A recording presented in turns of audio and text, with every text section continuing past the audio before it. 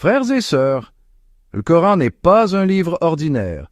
C'est une conversation divine, un guide intemporel et une carte pour votre âme. Bienvenue dans ce voyage transformateur à travers le Coran, sourate par sourate, à travers le Coran, une sourate à la fois.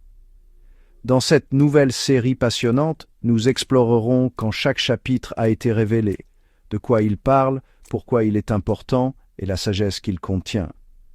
Vous découvrirez quand et où chaque sourate a été révélée, les événements qui ont façonné son message et comment il a transformé la vie des premiers musulmans et comment il peut encore transformer des vies aujourd'hui.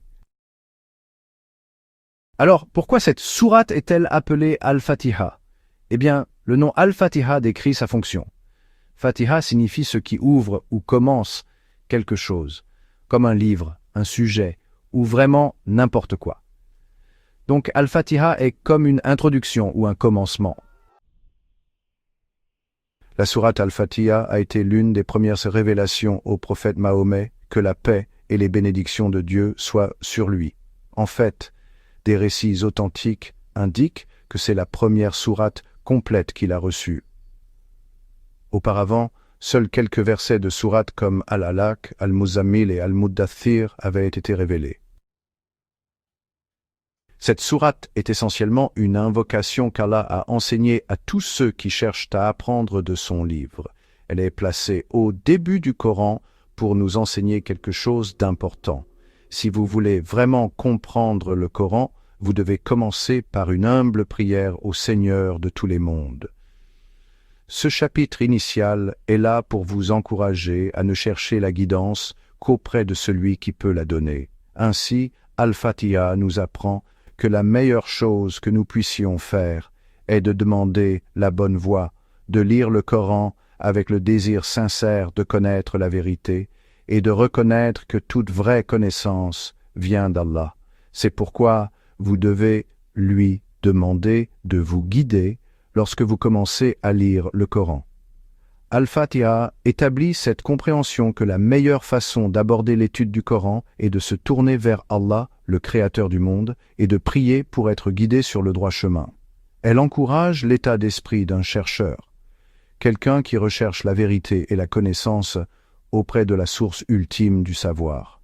La relation avec le Coran, le lien entre la sourate Al-Fatiha et le reste du Coran n'est pas simplement introductif.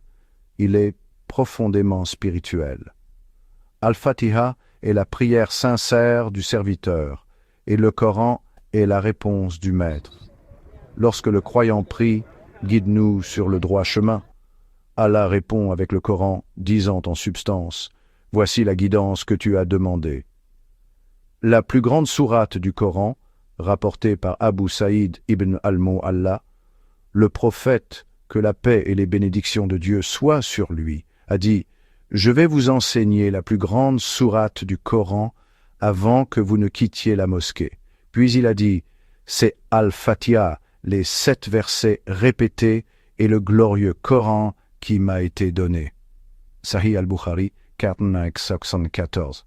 Ce hadith souligne qu'Al-Fatiha occupe une place particulièrement élevée dans le Coran, inégalée par aucune autre sourate. Un dialogue entre Allah et son serviteur, rapporté par Abu Huraïra, le prophète, que la paix et les bénédictions de Dieu soient sur lui, a dit « Allah a dit, j'ai divisé la prière, Al-Fatiha, en 2 moitiés entre moi et mon serviteur recevra ce qu'il demande. » Lorsque le serviteur dit « Louange à Allah, Seigneur des mondes », Allah dit « Mon serviteur m'a loué ». Lorsqu'il dit « Le tout miséricordieux, le très miséricordieux », Allah dit « Mon serviteur m'a glorifié ». Lorsqu'il dit « Maître du jour du jugement », Allah dit « Mon serviteur m'a honoré ». Lorsqu'il dit « C'est toi seul que nous adorons et c'est toi seul dont nous implorons l'aide », Allah dit « Ceci est entre moi et mon serviteur recevra ce qu'il demande ». Et lorsqu'il dit « Guide-nous sur le droit chemin », Allah dit « Ceci est pour mon serviteur, et mon serviteur recevra ce qu'il demande. » Sahih Muslim 395. Ce hadith illustre que la sourate Al-Fatiha est une communication profondément personnelle et directe entre le croyant et Allah.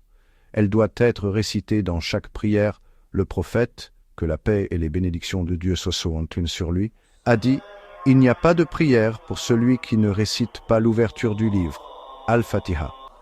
Sahih al-Bukhari et Sahih Muslim. Ceci indique qu'il est obligatoire de réciter Al-Fatiha dans chaque rak'a de la prière. Si cela vous a inspiré, n'oubliez pas d'aimer, de partager et de vous abonner, car ensuite, nous explorerons la sourate Al-Baqarah, qui est l'un des chapitres les plus longs et les plus puissants du Coran. Que le voyage continue.